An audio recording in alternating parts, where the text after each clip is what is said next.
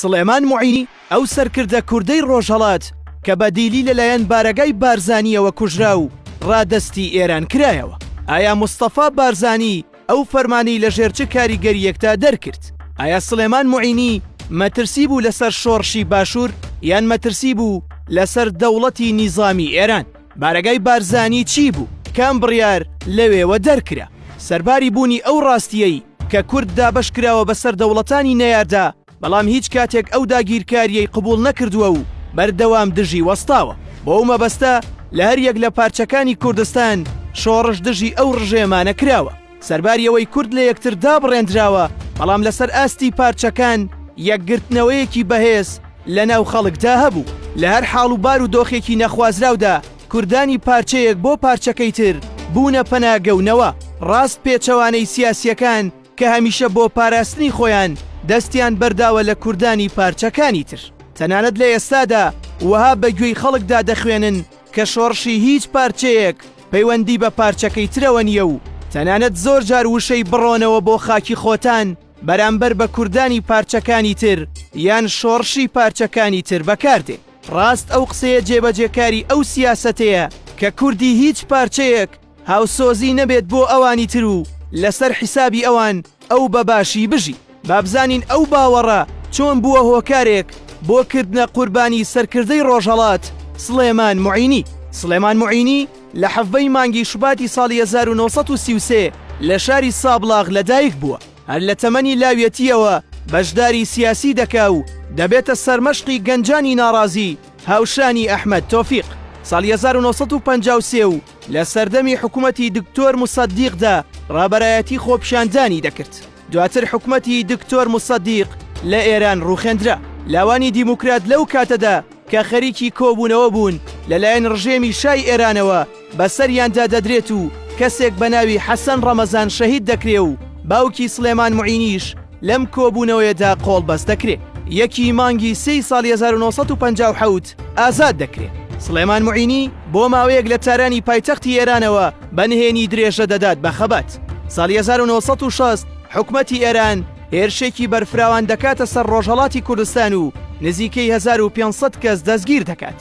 بەشێک لەو کەسە چالاکانی ڕۆژهەڵات کە توانیان لە دەست ڕژێمڕا بکەن خۆیان گەیاندە باشووری کوردستان، چونکە لەو کاتەدا باشووری کوردستان لە بارودۆخێکی باشتردا بوو، بە تایبەت دوای ئەوەی حکوومەتی عەبدولکەریم قاسم جڵەوی عێراقی دەکرد. سڵێمان موعینی بە گەیشتنی بە باشوور خەبات و کوردانی ڕۆژهەڵات لەبیر ناکات. هەوڵی کۆکردنەوەی خەڵکە پەرد بووە کە دەدات، بەڵام دەستگای مخابەراتی ئێران ساواک لەو کاتەدا چاوی لەسەر باشوور و چالاکوانانی ڕۆژهەڵات بوو. لە کاتی کۆبوونەوەی دەستگای ساواک لە ڕێگەی ئەندامانیەوە هێرشەکاتە سەر کۆبوونەوەی چالاکان و ژمارەیەکی زۆریان لێ دەستگیر دەکات. بەشێک لەو سەرکردانەی تری ڕۆژهەڵات دوای هەڵگیرساندنەوەی شەڕ لەگەڵ مستەفا بارزانی بوونە هاوپەیمان و لە پاڵ ڕیزەکانی ئەوان دەستیان کرد بە خەبات، بە تایبەتی هەردوو سەرکردە سڵێمان موعینی و ئەحمەد تۆفیق. ئێران لەو کاتەدا دەیەوێت بە هەر جۆرێک بێت سڵێمان موعینی بگەڕێنێتەوە ئێران، بۆیە نامەیەکی ئاڕاستە دەکات و تێیدا داوای گەڕانەوەی لێ دەکات و فەرمانی لێخۆشبوونی بۆ دەردەچێت بەمەرجێک دەست لە کاروباری سیاسی نەدات. سڵێمان موعینی بەو جۆرە وەڵامی نامەکە دەداتەوە: من ڕۆڵەی کوردم، ئاڵا هەڵگر و درێژە پێدەری ئامانجە پیرۆزەکانی کۆماری کوردستانم. من لە سەرەتای کارەوە کۆتایی خۆمم بینیوە، بۆیە دەستبەرداری هیچ شتێک نابم لە پێناو خۆشبەختی خۆم.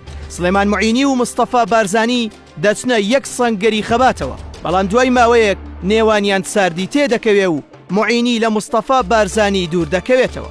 سەرچاوەکان ئاماژە بەوە دەکەن کە دوورکەوتنەوە بۆ ئەوە دەگەڕێتەوە کە موعینی دژی بە بنەماڵەکردنی دەسەڵات و شۆڕش بووە لەلایەک و لەلایەکی تر زۆر نیگەران بووە کە لەوەی عاشیرەتەکان خاوەن نفوسێکی گەورن لە شۆڕشەکەدا کە هەر یەکێک لەوان بۆ بەرژەوەندی خۆی لە شۆڕشەکەدایە. مستەفا بارزانی کە سەرکردایەتی شۆڕشی باشووری کوردستانی دەکرد لە دژی عێراق لە شای ئێران نزیک بووەوە لە پێناو هاوکاریکردنی. بێگومان هیچ دەوڵەتێک هاوکاری شۆڕشێک ناکات گەر داواکاریەکانی جێبەجێ نەکات و خواستەکانی بۆ نەهێنێتە دی. لەو کاتەدا شا داوا دەکات کە نەیارەکانی لە باشوور بدات بەدەست ئێرانەوە. دوای ئەوە نزیکبوونەوەی مستەفا بارزانی و ئێران دەستگای ساواک دەستی کرد بەکارکردنی هەواڵگری و جاسوسیکردن بەسەر کوردانی ڕۆژهەڵاتەوە. سڵێمان موعینی ئەو کات سەرکردایەتی کۆمیتەی شۆڕژگێڕی حیزبی دیموکراتی دەکرد.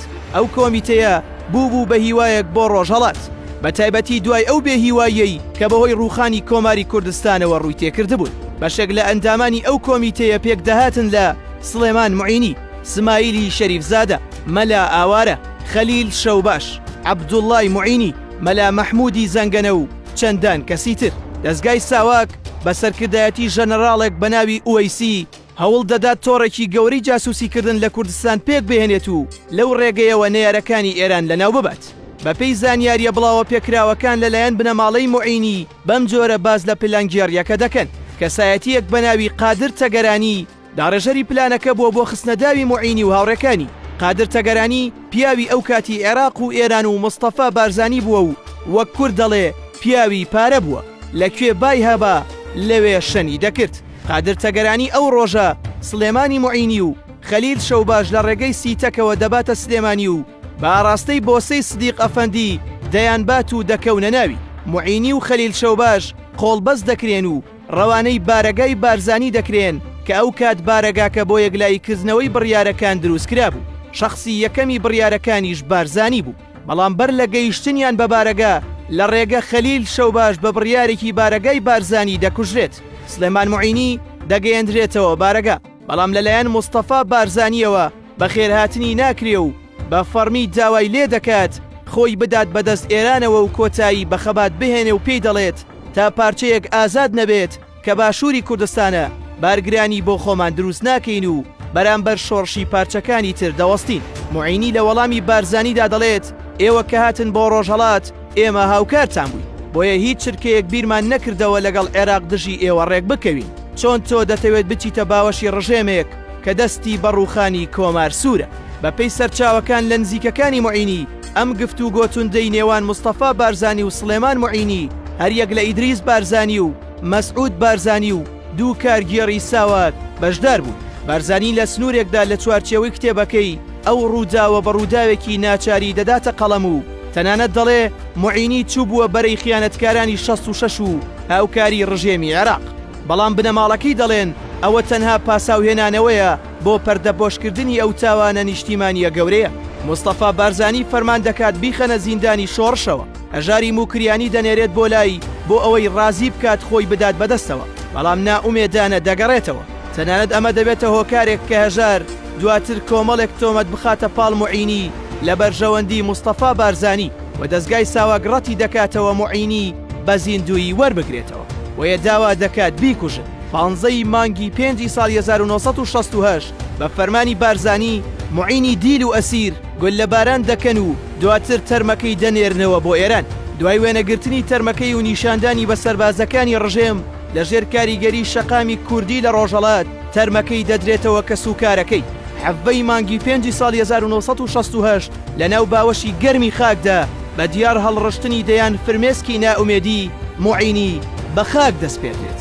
باوکی معینی لە سەرەتادا ئەوە ڕەت دەکاتەوە کە دەستی بارزانی تێدا بێت، چونکە ئەو ئاماژە بەوە دەکات کە ئەوان تەمەنێک لە خزمەتی ئەودا بوون، بەڵام دواتر دەزانێت فەرمانەکە لە بارەگای بارزانیەوە دەرکراوە.